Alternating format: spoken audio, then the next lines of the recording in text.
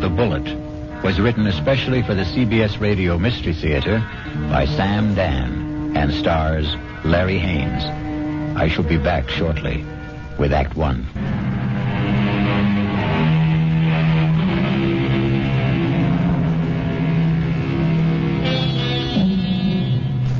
It's a quiet little bar, Paddy Noonan's, and Jerry Price stops there every evening on his way home from work. He's not looking for anything special in the way of atmosphere, adventure, companionship, and he has no intention of getting drunk. Just a couple of beers, perhaps, to bridge a busy day, to ease the fatigue, the strain on his nerves.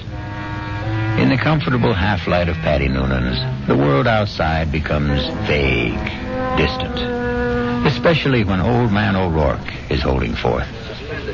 And he lay there, his head against the barricade, and the blood from him falling soft upon the pavement. I looked in his face, and I could see his death was upon him. "'Tis a bitter thing," I said, "to die at 17. And for a moment his darkening eyes held mine. And with his last strength he said, "'Tis a sweet thing to die for Ireland." Sweet indeed, Mr. O'Rourke. Any calls for one on the house? I thank you, Paddy Noonan. I see Jerry Price. Excuse me. Good evening, Jerry. Hi. I didn't notice you come in. Well, when Old Man O'Rourke's in form, you don't see anybody, Paddy. The old man there, he carries his war. I know I carry mine. You ever think of yours, Jerry? No, never. Never? No. The day I came home from Vietnam, I put away the uniform. I also put away everything that went with it. The army, the war, like a snake sheds his skin. Now, the past is gone, Paddy. It's dead, so you forget it. You go on to other things. Hey, what's everybody drinking? This round's on me. Set 'em up, Paddy. Mr. Edward Clark himself. And what's the occasion? Hey, I got a little announcement. Guess what the old lady tells me this morning? Number 10 is on its way. Oh, at that event, the round must be on the house, Mr. Clark. Just a quick one, Paddy. Hey, I got the truck outside. What are you hoping for this time, Ed, boy or girl? Let's see. What do I got now? 4 boys and 5... No, I got 5 boys and 4... who can keep them straight? All I know is I'm always tripping over somebody. Yeah, 10 kids in 12 years. Well, you can't tell me it isn't exciting to hear there's going to be a new baby. Oh, yeah. I know it's going to be a kid who'll wet his pants and keep me up half the night. It's another mouth I got to feed. Yeah, well, guys, I got to ride. I'll see you tomorrow. You know, Betty, it's funny. People who don't want kids, can't stand kids, can't afford them, can't raise them, they can't help getting kids. Whereas, guess there just isn't any justice in this world. Well, there may be no justice, Jerry, but there's always hope. How long have you been married? Right after I got out of the army, it'll be 9 years. A fellow used to come in here, and they were married 15 years before they had their first. Am I really out of the army 9 years? Tell me, Paddy, you're an old philosopher. Where does it go, huh? Down the hatch and try another. Yeah, don't mind if I do. Oh, wait on a paying customer first. Where? A fella standing at the end of the bar. What are you saying, Jerry? There's nobody standing at the end of In the brown hat and a raincoat. Now, Jerry, what are you saying? I know. That's Paul. Tell me, what's the matter, Jerry? Paul. Jerry, listen to me. There's nobody. Paul. Hey, he was just standing here. Where'd he go? Where is he? Jerry, where is who? Are you all right, Jerry? Yeah, I'm all right. But I saw him. Who? A guy I was in the army with. The two of you. Were you close? He was my buddy. Well, when was the last time you saw him in person? The night he was killed.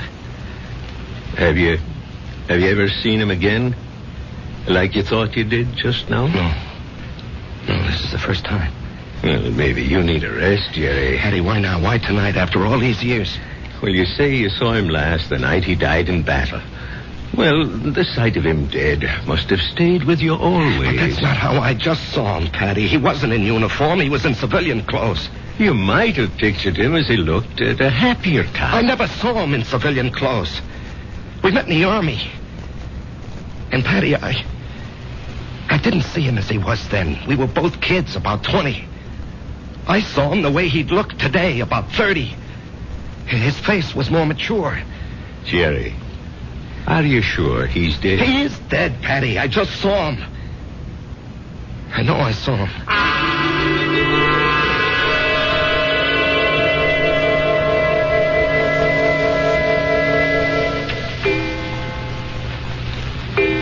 Jerry, it's after midnight. Oh, I'm not finished, honey. I have to clean up these reports, Marge.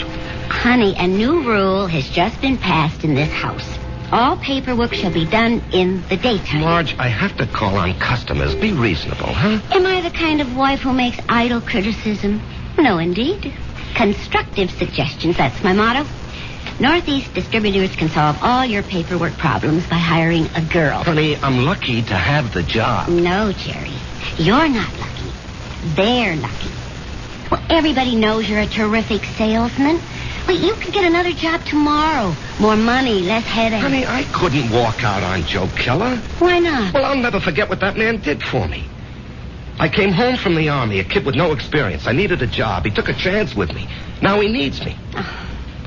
Well, I'm just worried about you, Jerry. You look so tired all the time. No, I'm in great shape. Will you go see Doc Steiner? I did, today. Oh, well, it's about time. You needed a checkup. Well, I didn't just go for the checkup, honey. I went for the other thing. Jerry. Well, he said some people, men, well, they're okay in every way, but it just doesn't work out for them. Jerry, it's all right. No, honey. It's all my fault. Honey. It's just unlikely there can never be any kids. He said unlikely. What he meant was impossible. We've got each other. Yeah.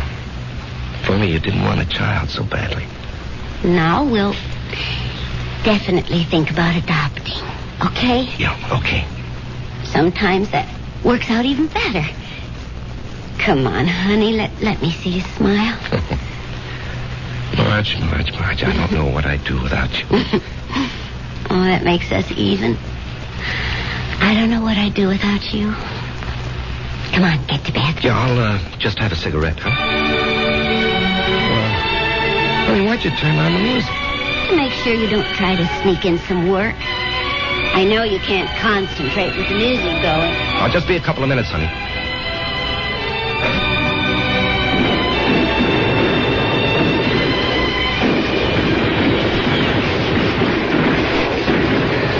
Halt! Let's hear that password. Paul, is that you? Jerry. Hey, climb down the hole, make yourself at home.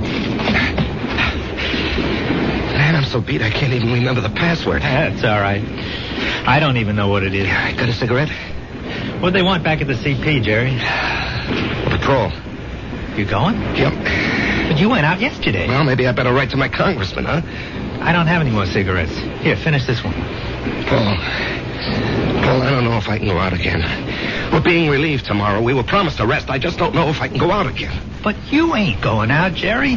Didn't you hear? I'm going. Oh, no.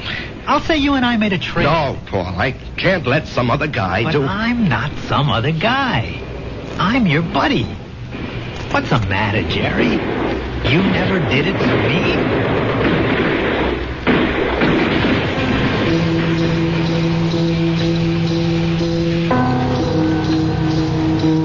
Can I have a drag on that butt, Jerry? Paul, you're alive. I'm alive, Jerry. I'm here with you. In your living room. No, you can't be here. I went out afterward. I found your body. I carried it back. Maybe it wasn't you. It was me. But you were dead. You were killed. Yes, Jerry. I was killed. Jerry, will you turn that radio off and come to bed? Marge, he's here. Who's here? Can't you see him? Jerry, I don't see anyone. Paul, why can't she see you? She will. They all will. When? Later. I have to go now, Jerry. No, Paul. Paul, tell her. Jerry. She'll think I'm crazy, Paul. Paul. He's gone, Marge. He's gone. Jerry, honey, what's going on here? Marge, he was here. He was right here. Now, you got to believe that. I'm not drunk, and I'm not crazy. I believe you. I believe you, Jerry. Now, here, just sit down. Don't do anything. Don't say anything.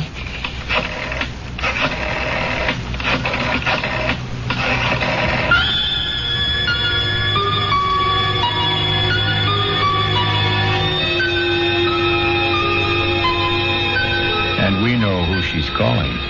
But can a doctor help what ails Jerry?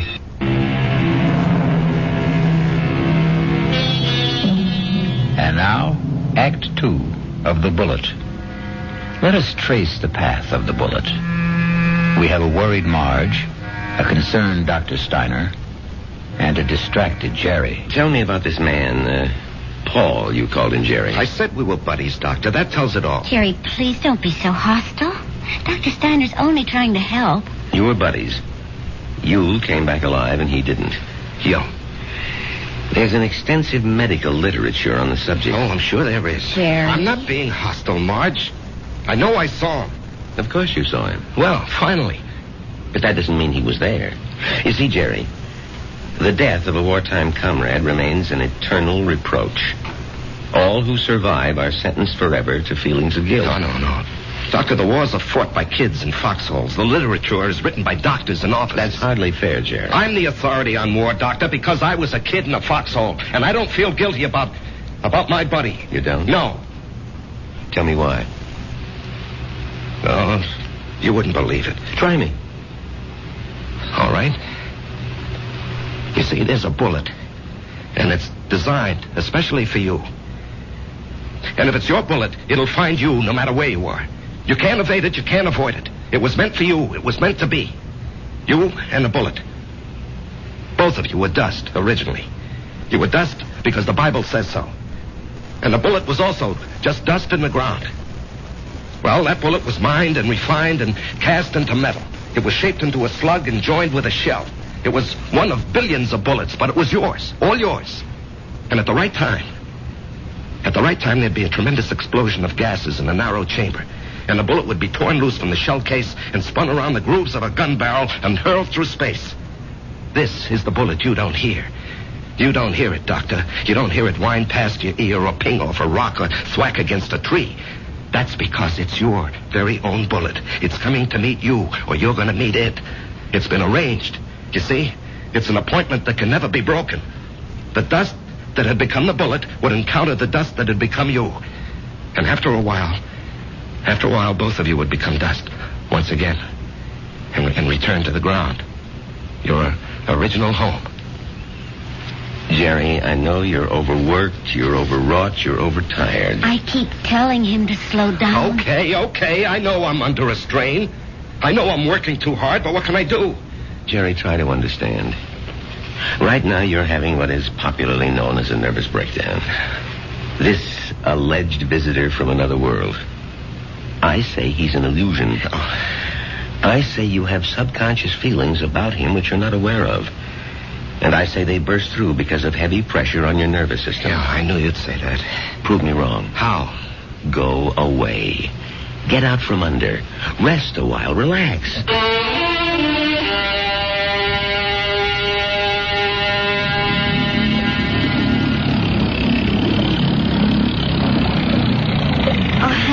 This looks like a good spot. You want to stop here and try for some fish? Well, Marge, I think I'd like to go back and play 9 holes this afternoon. Great. I need more practice with my iron. Honey, you know, you've been getting a lot of sun. Maybe you better take it easy for a few hours, huh? And besides, you have an appointment with, what's that name? Biscayne Appliances. See, Jerry, I wasn't sleeping when you called that number this morning. Now, Marge, I've been good all month. I was just getting restless, that's all. Look, they're a big chain down here. If I can open them up, I'll justify the trip. Justify? To whom? Why do you have to justify anything? Isn't your health important enough? Honey, Joe Keller was very nice about it. Joe Keller had no choice. Marge. Honey, Steiner was right. I was beat. I don't know how I managed to drag myself along. So I did the right thing. I chucked it all. Now I'm fit, see? I never felt better in my life, and I'm raring to go. Great. In a month or two, we may think about going back. I'm not used to being idle, honey. Neither am I. But I am learning to love it. Oh, Marge. Why didn't I meet you when I was young? Young? Jerry, you weren't even 21. No, I was already made when we met. I had already become what I was going to be. You know, I've got a certain amount of ability. A tremendous amount, Jerry. But I'm not confident, honey. I doubt myself. I guess I didn't have very much encouragement when I was a kid. You know, my brother was a great athlete. My sister was a great beauty. I was kind of clumsy and funny looking. Anyway, Frank and Alice were sent to college. When my turn came, the money had run out. Or maybe they thought I wasn't worth the effort. That's why I enlisted when I was 18. I had to get away from the house and my father. There was no place else to go. You never told me this, honey. I decided if I ever had a kid, I'd never make jokes at his expense or tear him down in any way. I know how these things cut inside where it doesn't show. I would do everything to build him up and give him confidence. I will never have any real confidence, Marge. Oh, yes, you will. No, baby. You won't get it from a pep talk. I think we can go back home now, Marge. All right, on one condition. You'll just have to slow down. I promise. And, honey, there's only one way you can really slow down. And that's to get a partnership from Joe Kelly. Now, Marge. Don't you deserve it? Of course I do. Well, we're going to adopt a child. Which means I'll quit my job and you're not going to spend time on the road. That kid will need both of us, won't he? Yes, honey, he will. Then we need that partnership, don't we?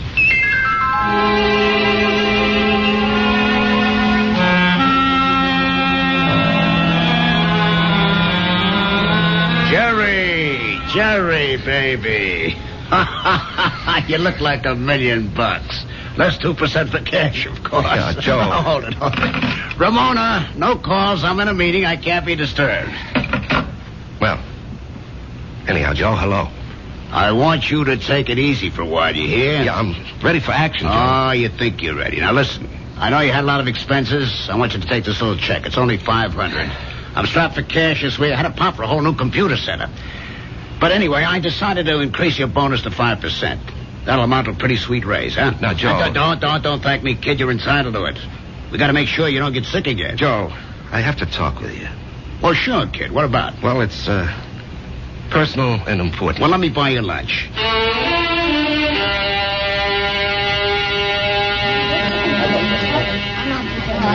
Well, Jerry, what are we going to talk about? I'm fresh out of polite conversation. Joe, I want a partnership. No, you don't, Jerry. But, Joe... No, don't interrupt. You don't want one. You'd like one. Two different things. Now, don't nitpick, Joe. You'd like a partnership, which means it would be swell. Great if you had it. But want is something else. It means lack. It means need. I know you'd like to own a business, but you're not cut out to be an owner. Why? Because an owner is an officer. And in your heart, you'll always be an enlisted man. Tommy, could you ever fire a guy because you could get someone else cheaper? If an old customer, a good friend, was getting slow paying bills, could you cut him off? Thousands of guys like you go bankrupt every year. You're nice, sweet, big-hearted.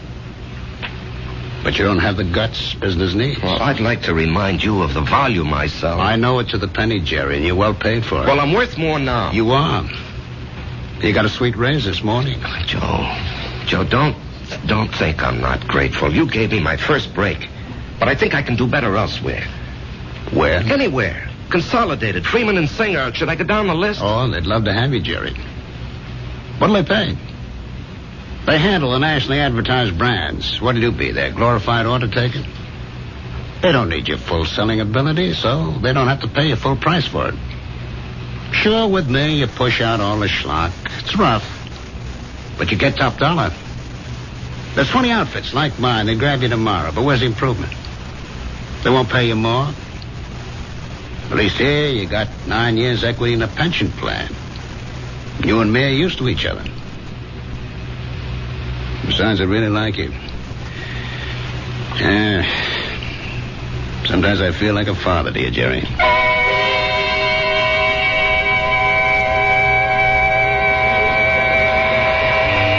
was a fiasco, Patty, a fiasco. And how do I break it to March? Oh, what's it all about, Jerry? Well, at least I don't have to put up with Ed Clark tonight. I think I'd punch him right in the mouth. We'll be deprived of his wonderful company the next 2 weeks. He's tooling that trailer into the southwest. Hello, Jerry. What? Patty. Patty, is someone standing behind me? No, Jerry. Paul, will you tell me why? I'll tell you everything, Jerry. When? Soon. I think maybe tonight. Paul, why do you keep popping in like this? I don't know, buddy. I can't control that. Yeah, but Paul. Patty, don't you see anyone? No, Jerry. You didn't hear anyone talking to me either. No. Patty, do you think I'm crazy? Well, maybe you should see a doctor. I saw a doctor. Well, how about one of them psychiatrist fellas? I never even told my wife. I did see a psychiatrist. But after a while, I figured, why pay him $50 an hour when I can come in here and talk to you for nothing? Well, there must be more to them fellas than that. Oh, sure. He said that the roots of my problem go back to my unhappy childhood. But, Patty, I have a brother, Frank, who feels terribly insecure. He goes to a psychiatrist, too. Why? He had a happy childhood. Put it this way. If you see someone and I don't, the flaw can be in me and not in you. Drink? No. I better go home and face the music.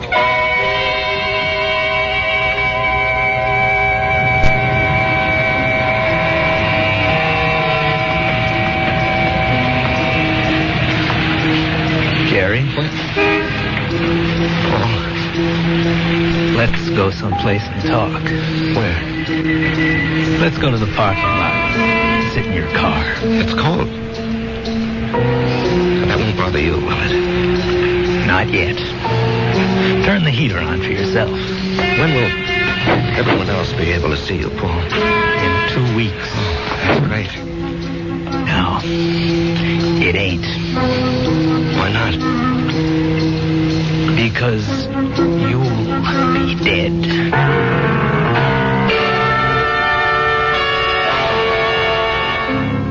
Because you'll be dead. Cold words from a warm friend. The chill inside the car becomes intense. But Jerry knows there's no point in turning on the heater. We'll rejoin these two friends when I...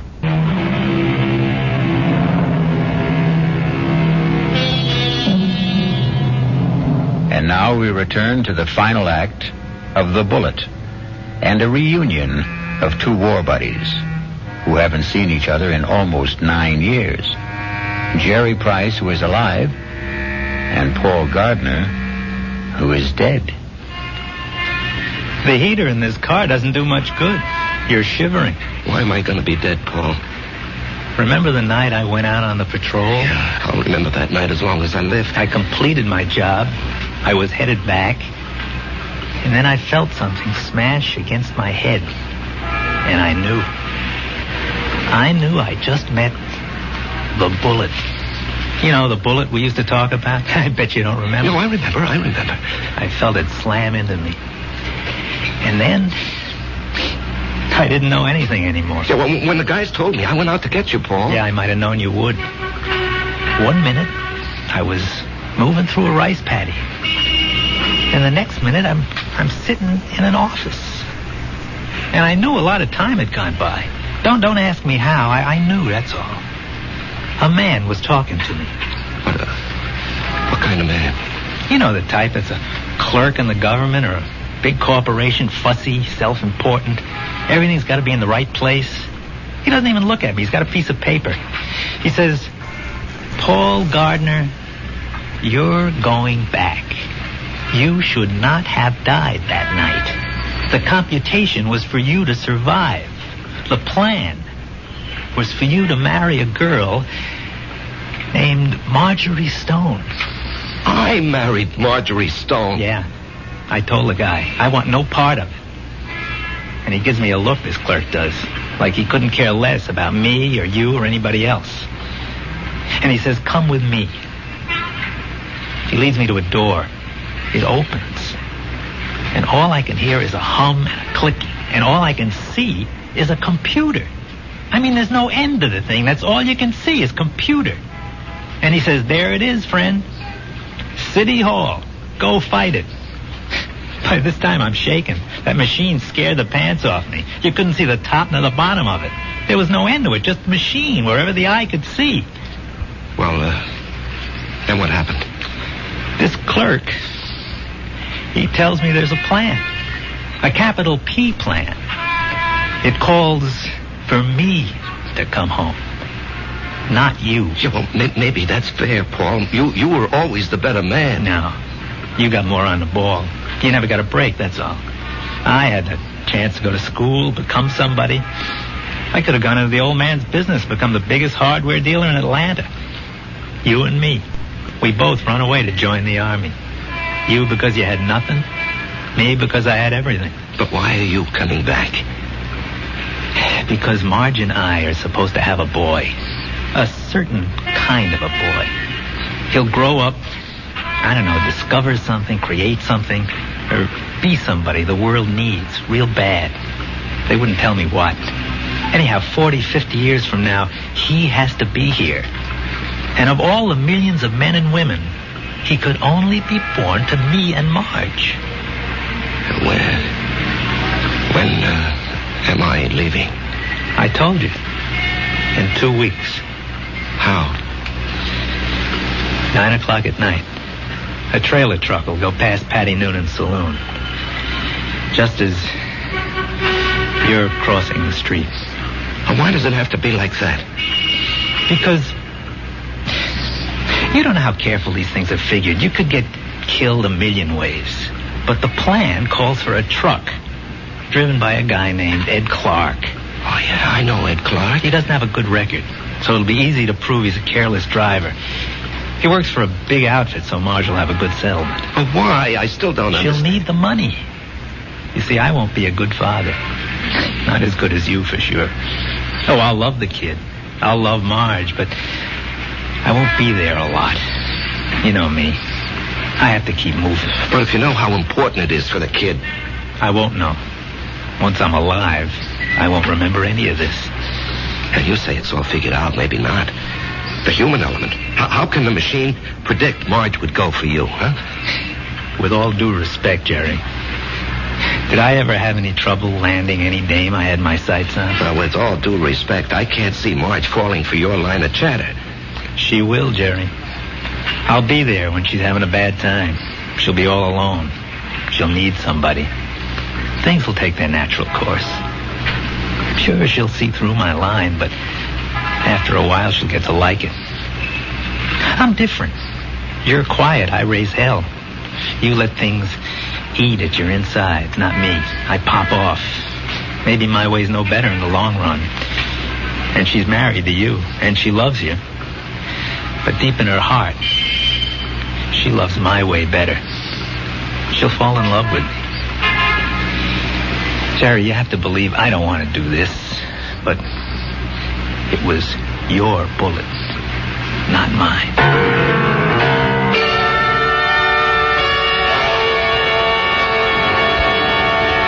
Jerry? What are you thinking about? Oh, a guy downstate wants to cancel a carload of refrigerators, so I'm figuring an approach. Didn't we agree we'll work at home? Yeah, well, honey, this is just thinking. Did you talk to Joe Keller about the partnership? Yeah. And? He said no. Did you give him notice? No, he gave me a raise. Oh. Okay. Marge. Why don't you mix us a drink? Honey, aren't you going to say anything? Mm-hmm. Don't put in too much ice. Marge, please, you don't understand. I understand. I married a certain kind of man. And you're stuck with him? No. I'll stick by him. Because I love him. Would you have wanted a guy who'd barge into Joe Keller's office and say, Joe, either give me half the joint or I'll open up across the street and run you out of business? Oh, come on, Answer me, Jerry. Marge. I have to know. Well, maybe I did. Why didn't you marry him? He never showed up. So you settled for me. That's what's known as falling in love. Come on, honey, take me to the movies. No, I don't want to take you to the movies. Let's go downtown and see a play. But that's a lot of money. Are you going to worry about money? Now, and look, this weekend, would you like to fly out to, say, Snow Valley and ski? Yeah, or how about Las Vegas, huh? Jerry, what's gotten into you? Honey, we're going to have 2 weeks of the most fantastic fun. Why 2 weeks? Oh, what's so special? You? Me? I just want to spend the rest of my life having a ball with you.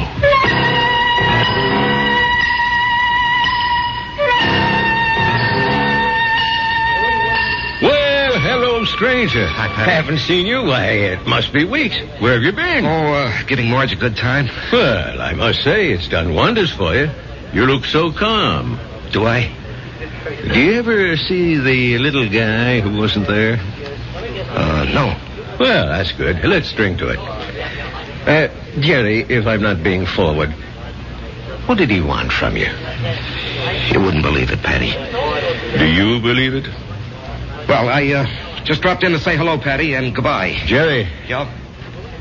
something's the matter with you. Well, I understand Ed Clark is due back here tonight. I don't want to run into him. I just don't want to talk to him. Well, if that's how you feel, I'll buy him from the joint.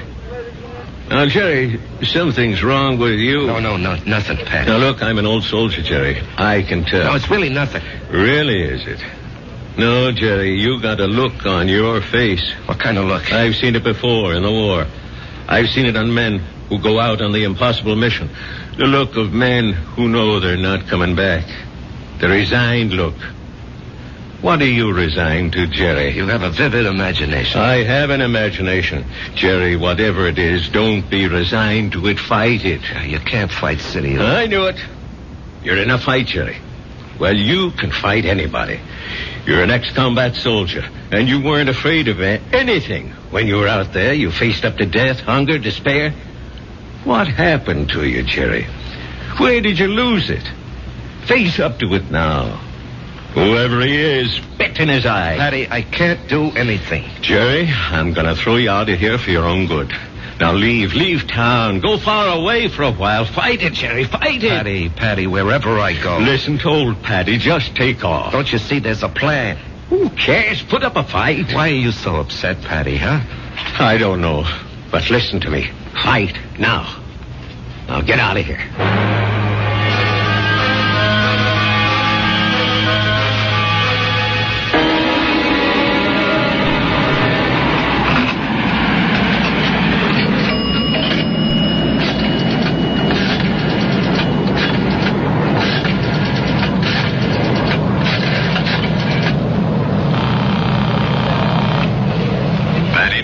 Patty, it's Jerry. I decided to fight it. Good boy, Jerry. You know, Patty, there's something about your place. I don't know how to say it, but I feel stronger, better, away from it. Well, I don't mind. So I'm going to fight. What have I got to lose, huh? Why should I do what he tells me? Why should I believe him? I don't know what it is, but I agree. I'll see you around, Patty. Universal Airlines, flight number 3 for Los Angeles and Mexico City, now boarding at gate 17. Who you calling, Jerry? Marge, I have to tell him. Jerry, don't do it this way.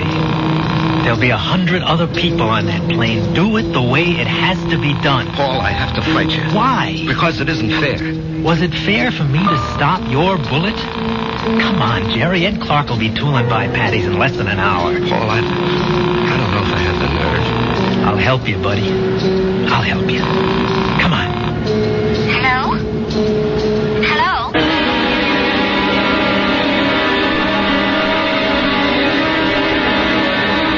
What is it, Mr. Noonan? I called you, and I hope it wasn't out of turn, Mrs. Price.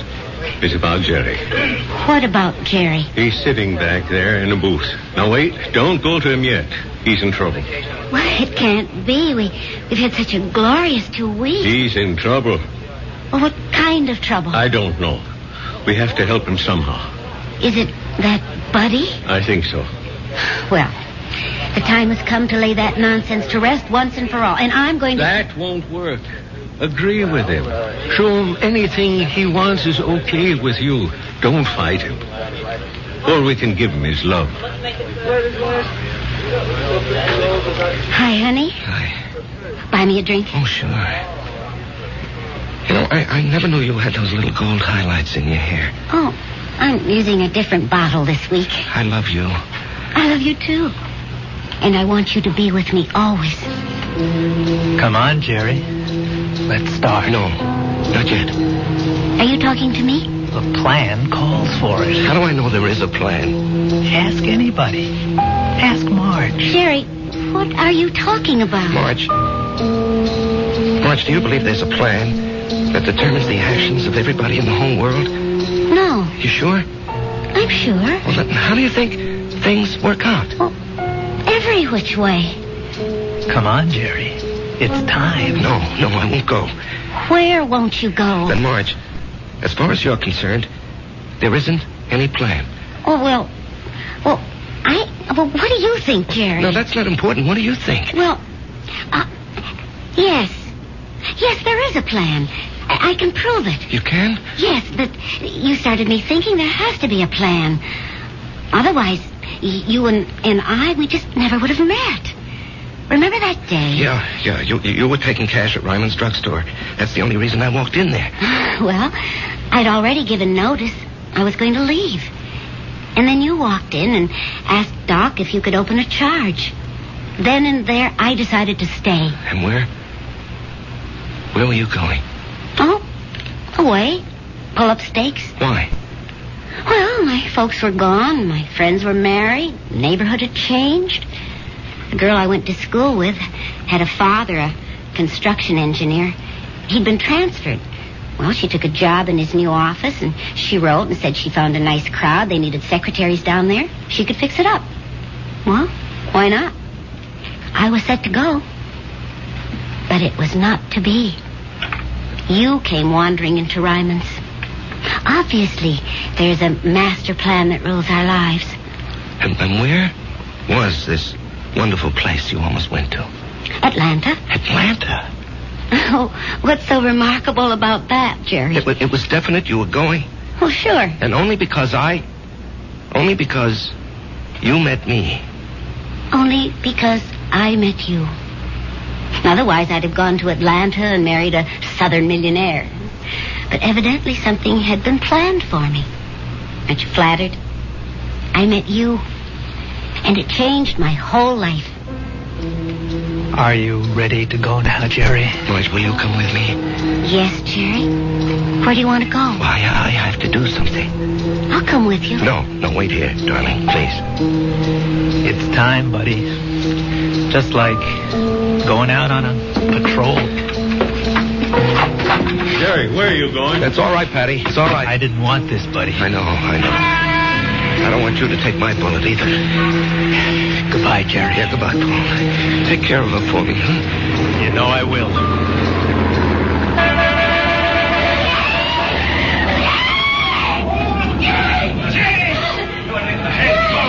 Call the police! Get an ambulance! Oh, Jerry. Barry. He's dead. Here, miss. Here, you're cold. Let me throw this coat over you. She's gonna faint. It's all right. I've got her. We'll bring her into that bar where it's warm. Give her a little stimulant. It's all right. Everything will be all right. Everything will be... It'll be all right.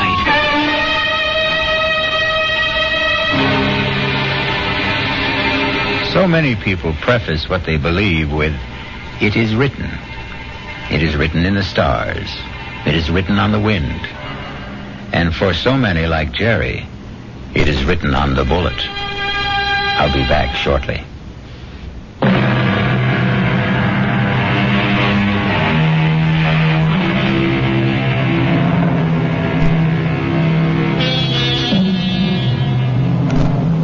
remember an old soldier once told me he wasn't worried about the bullet that had his name on it. What really bothered him was the bullet marked, "To whom it may concern." Our concern is mystery, excitement, suspense, thrills and chills. Our cast included Larry Haynes, E.V. Juster, Martin Newman, Ralph Bell, Leon Janney, and Danny Acco. The entire production was under the direction of Hyman Brown.